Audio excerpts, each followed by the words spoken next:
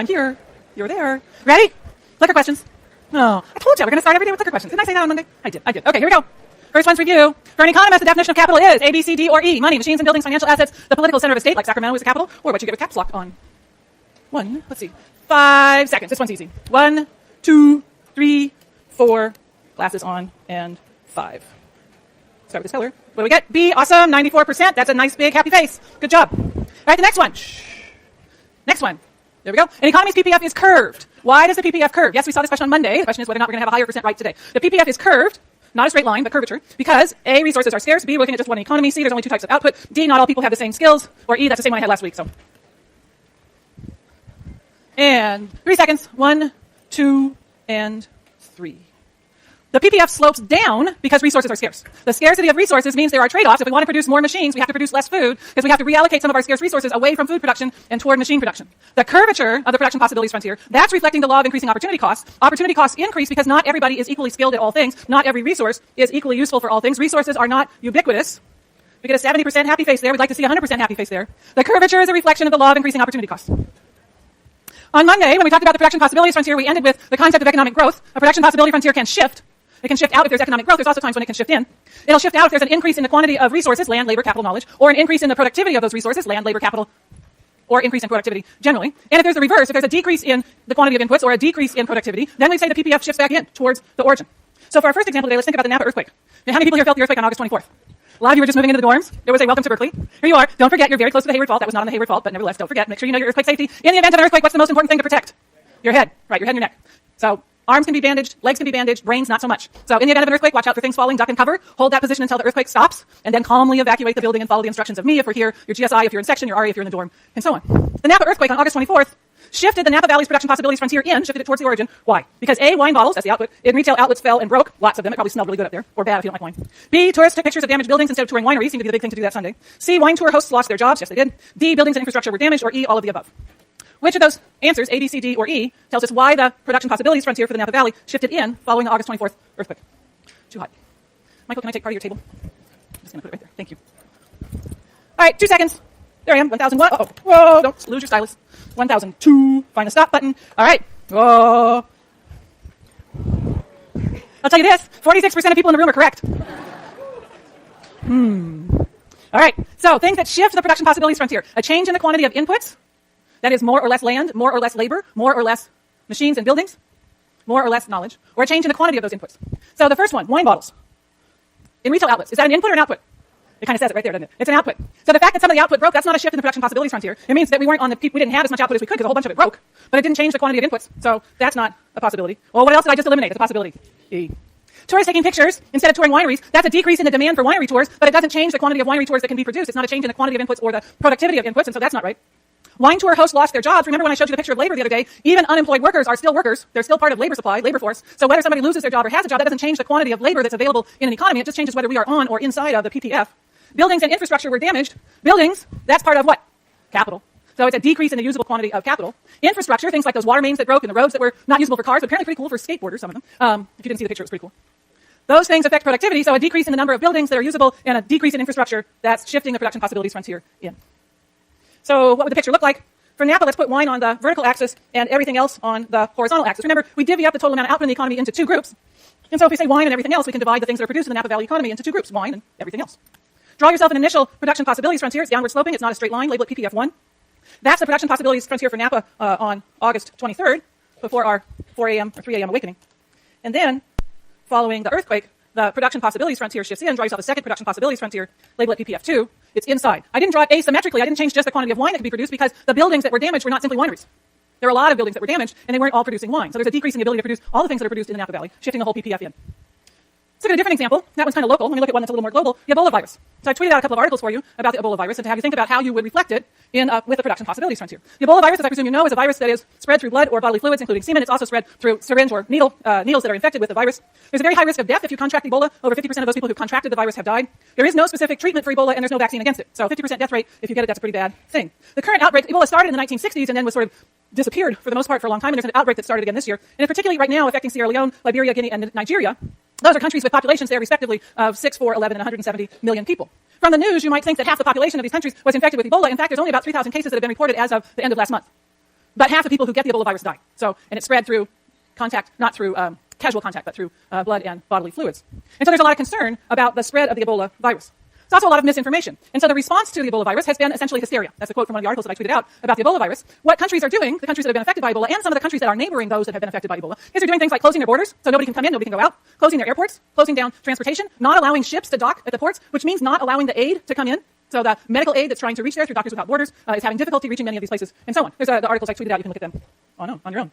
So if we talk about the impact of the Ebola virus on these economies, the first thing we have to do is distinguish between the virus itself and the response to the virus. The virus itself has killed a very small number of people in these countries. 1,500 people, 1,900 people total through the end of August out of a total population of those four countries of 190 million. That's such a small percentage of the labor that if I were to show that on a production possibilities frontier, you wouldn't be able to see it, right? If I have a PPF with 190 million population, and then I draw a second PPF, which is 190 minus 1,900, those two lines are basically on top of each other. They're too close together to see the difference. But what's impacting the economies is the response to the virus. And so what we really want to look at here is not the impact of the virus per se, but the impact of the response, the impact of closing the borders, not allowing shipments in, not allowing planes to land, and so on.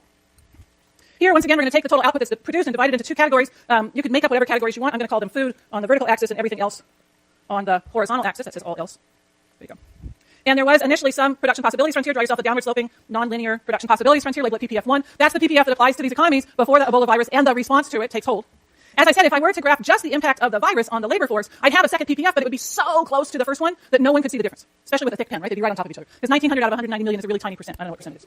But the response affects the infrastructure, it affects the ability of goods and services to be traded, it affects the ability of goods, of inputs to come into the country for the production of other things. And so the response to the virus has the effect of taking and shifting the production possibilities frontier in. Draw a second PPF, label it PPF2, that's closer to the origin. And that shows you the impact of the response to the virus, the quarantines, the closing of borders, and so on. And I know it's wicked hot in here, and I've been sending emails every day to ask them to fix the air, but apparently there is no fan. There's like no air circulating mechanism in this room. I know, so bring one of these. We're just going to go out and invest in 720 of those fans that you can find in church on Sunday, and we're all just going to sit here and fan ourselves. Okay, third example. Let's look at another example. What about the Marshall Plan? Some history class, someplace you had to learn about the Marshall Plan. The Marshall Plan was a plan that was put into place after World War II for the United States to provide aid to Europe. Europe, of course, took the brunt of the bombing during World War II because, at least for the European theater, most of the war was fought in Europe. Thus, it's called the European theater. And was destructive of, particularly of the transportation infrastructure. My uncle was one of the soldiers for the United States Army over in Europe during World War II. He was an engineer, actually graduated from Cal after the war. What did he do? His job was to go and plant bombs. Where did he plant them? At the base of bridges, right? Because you blow up, that's what you do in a war. You blow up the bridges. You blow up the bridges, it impacts the transportation infrastructure. People can't get across water in the absence of a bridge, not easily, and certainly not with a truck or a tank.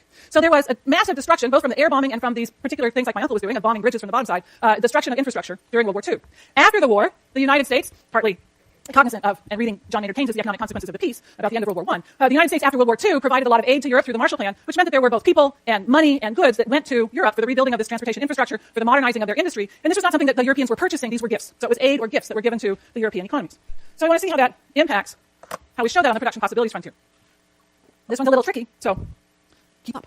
Here we go. All right, we're going to put infrastructure on the vertical axis and everything else on the horizontal axis. See how easy it is to divide the total output into two groups? Name one and call the other one everything else, and you've divided the total output into two mutually exclusive and exhaustive groups. Draw a downward sloping production possibilities frontier. Downward sloping nonlinear production possibilities frontier. We'll call it PPF1. Go way up on your infrastructure axis and choose a point. Suppose that reflects the amount of infrastructure the European economies wanted. So I'm going to call that, they want I sub A. So that an amount of infrastructure I sub A is the amount of infrastructure that the European economies want. If the European economies were to produce that amount of infrastructure themselves with their available resources, go over to your PPF, draw a big old dot, label it A, drop it down, and we're going to label that E sub A for else. You can call it AE if you like all else. E sub A, that's everything else.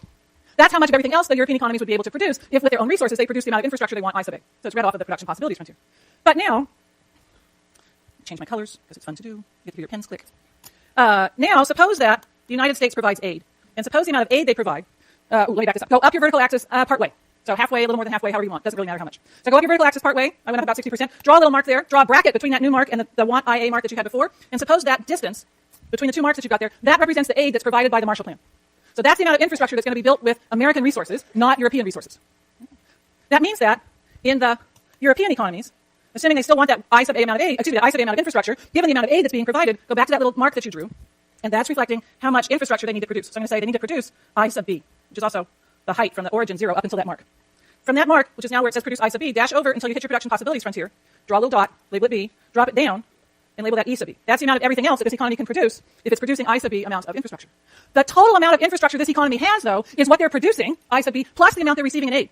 And so now what I want you to do is go from I sub A all the way over, go from E sub B all the way up, and you'll find a point out there beyond your production possibilities frontier, which I'm going to label C, and that represents the amount they can or they will consume. So they're going to produce at point B. They're going to receive aid to make up the rest of the infrastructure that they want, which allows them to consume a combination of infrastructure and everything else that is unattainable. Otherwise unattainable. It's beyond their production possibilities frontier. It's not an example of growth. It's not an increase in their resources or an increase in their productivity. It's an example of aid, of how we show the effect of aid in allowing an economy to consume some combination of output that's beyond its production possibilities frontier.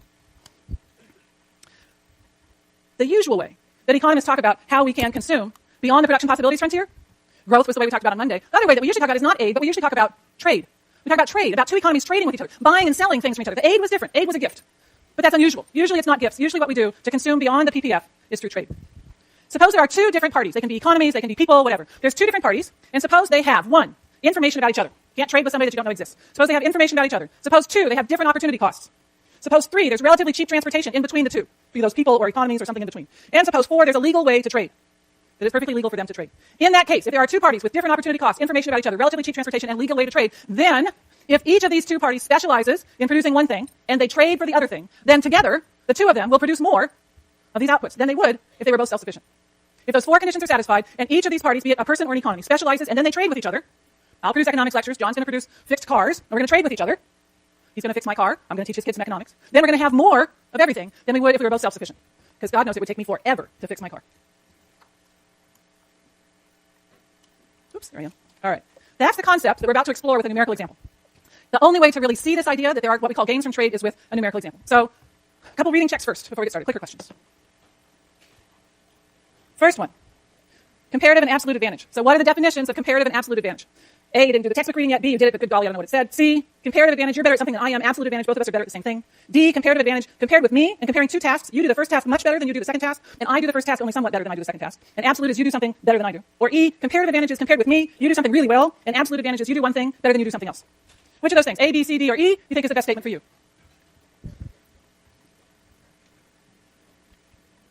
Honesty is a fine policy as well. 3 seconds. 1, 2, and 3. What do we get? Oh, good job. I'm impressed. All right. 72%. Get the happy face. Is that like the longest, most convoluted definition you've ever seen? I mean, that's the thing about comparative and absolute advantage. It's a pain in the neck to try to explain it in words. This is one where numbers help a lot because it's pretty hard to explain this one in words. All right. This one. Gains from trade. Gains from trade means what? Whoops. Means push the button. There we go. Total production increases with trade. Everybody gets more when there is trade. Everyone is better off when there is trade. D, all of the above. E, oh God, these reading checks. Oh my gosh, people are like unclicking part E. I do have the ability to look and see who did what answer. But A, B, C, D, E. You don't have to point it at the screen. You just have to click it. It could be like down at your feet. It still reads. 3 seconds. 1, 2, and 3. Ooh. Well, that's what I got. Uh-oh. I can tell you that less than half got it right. How's that? No.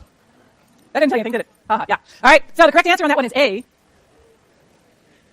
And my intention is to get there and explain to you why. So I'm not going to explain why right now, but you'll find out hopefully by 1 o'clock. Question on the side. As long as you're not asking me to explain it. They're not producing outside their PPF. They're consuming outside their PPF. Well, as I just said, I will explain why by 1 o'clock, but not right now. You're not going to ask me to explain it, are you? Okay, what's your question? I'll explain it by 1 o'clock. Okay, all right, so here we go. Let's suppose we've got two countries, which with my high level of artistic creativity, I call alpha and beta. That means that my son is the writer and I'm not. Suppose that alpha and beta are producing rice and corn. Rice, you have to have pretty wet land. Corn, you have to have pretty dry land. You need different amounts of rain. And so suppose these are different places with different geographical possibilities. When we do examples of comparative advantage and the gains from trade, we make a simplifying assumption. Economics, if you want to tell a story, don't add complications that you don't need to add in order to tell the story or answer the question. The simplifying assumption we make when we're doing gains from trade and comparative advantage is we assume that opportunity costs are constant. So